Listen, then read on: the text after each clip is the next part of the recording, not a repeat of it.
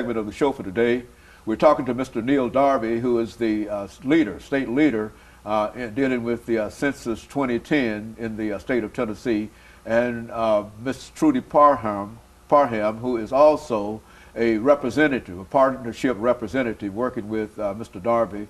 And in a real sense, I think, Ms. Parham, you've got your counterparts, both of you have your counterparts in every state. Is that what we're saying? Yes. And so when we talk about what's going on in the state of Tennessee, we're also talking about what's going on in Kentucky and all of these other states, and so very good. Let's look at that, the census. I think that one of the things that we've heard said about that census, Mr. Darby, is that a large number of folks have some kind of fear in reference to signing it and turning it in. Why don't you speak to that? I understand that's part of the message that we have to have, that you have to have. You're part of it, and I think all of us are going through that. We're in the Charlotte region, there are 5 states, and part of all of our message in the Charlotte region is that the Hispanics are afraid to fill it out because they think they may be deported.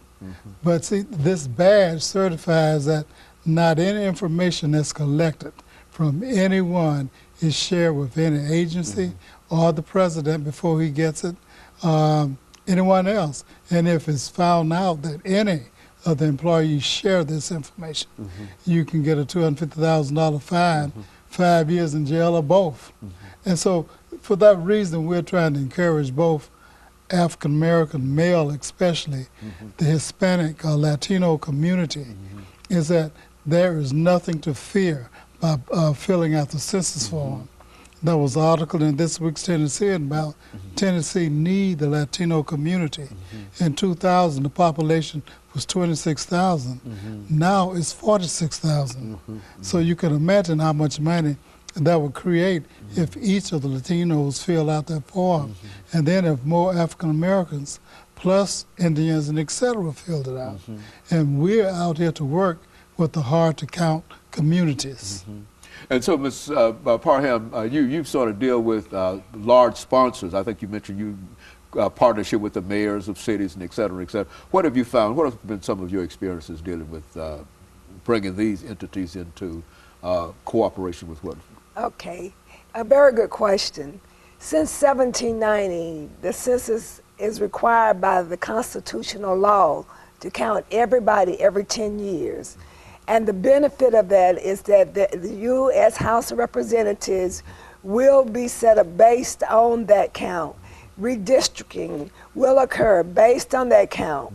But monies that will come back into every city and county will be based on that population count. And meeting with the mayors, the city mayors and the county mayors, they understand the importance of making sure everyone is counted, because schools are at stake. Title I schools, free lunch programs, health care programs, Medicaid, WIC programs, senior citizen programs, Meals on Wheels, those are grant dollars, and if they do not get an accurate count in their city, the amount of money that come into that city will be to fund those programs, to fund the Title I schools will be impacted. And we're meeting with some of the mayors.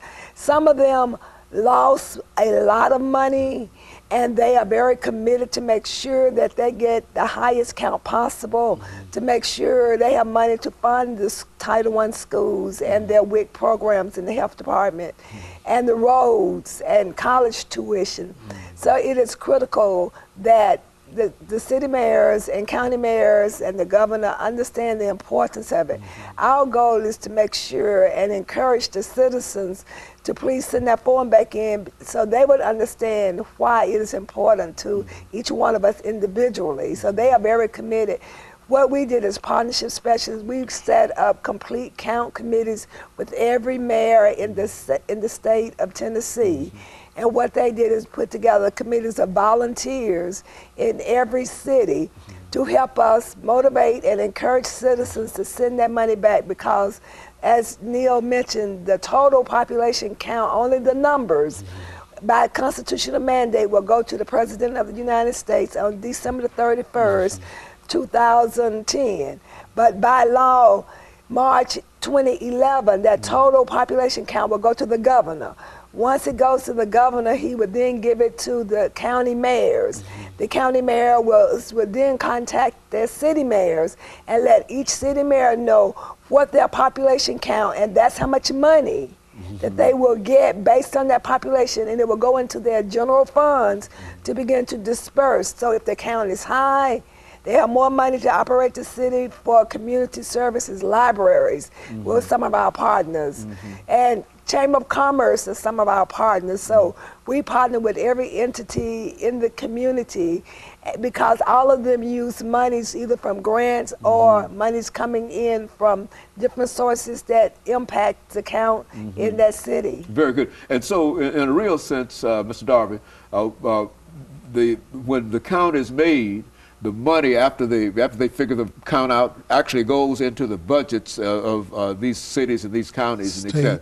And so it's an immediate kind of thing. It's nothing that we have to count and find out, and then later on somebody's going to send us some money or whatever. But it's sort of an immediate thing where the money is put into the bank almost immediately, and you can start using the money almost immediately. Is that what we're saying? Well, the money is actually sent to the governors. Okay. The governor will feed it out to the cities. Okay. And the city will feed it out to the entities in the city, because the majority of the money in the article that I just read was spent on highway improvement. Plus we got schools and other things that Trudy mentioned a few minutes ago. And I need to tell you the total amount of money is around $435 billion a year for 10 years. And depending on the count, each city would get its share of that $435 billion. Okay, and as we enter this, the end of this second segment, what we're saying here is that if your count is low, your money is low. And those individuals who are standing back and refusing to participate in the census will be responsible for that low count. Exactly. And more than likely, most of those individuals that are standing back are the individuals who will be assisted for the most part in reference to this count. Is that what? Because I think that in a real sense, when you look at the census itself, that the more educated individuals will probably be the individuals that will probably fill the census out. And those individuals who are on WIC programs and et cetera, single mothers and et cetera, they will be the ones that can benefit from it and will have the largest impact if they do not fill out the, so it's important to fill out the census. Okay, and of course we'll take this second commercial break, after which we'll come back and deal with some other aspects.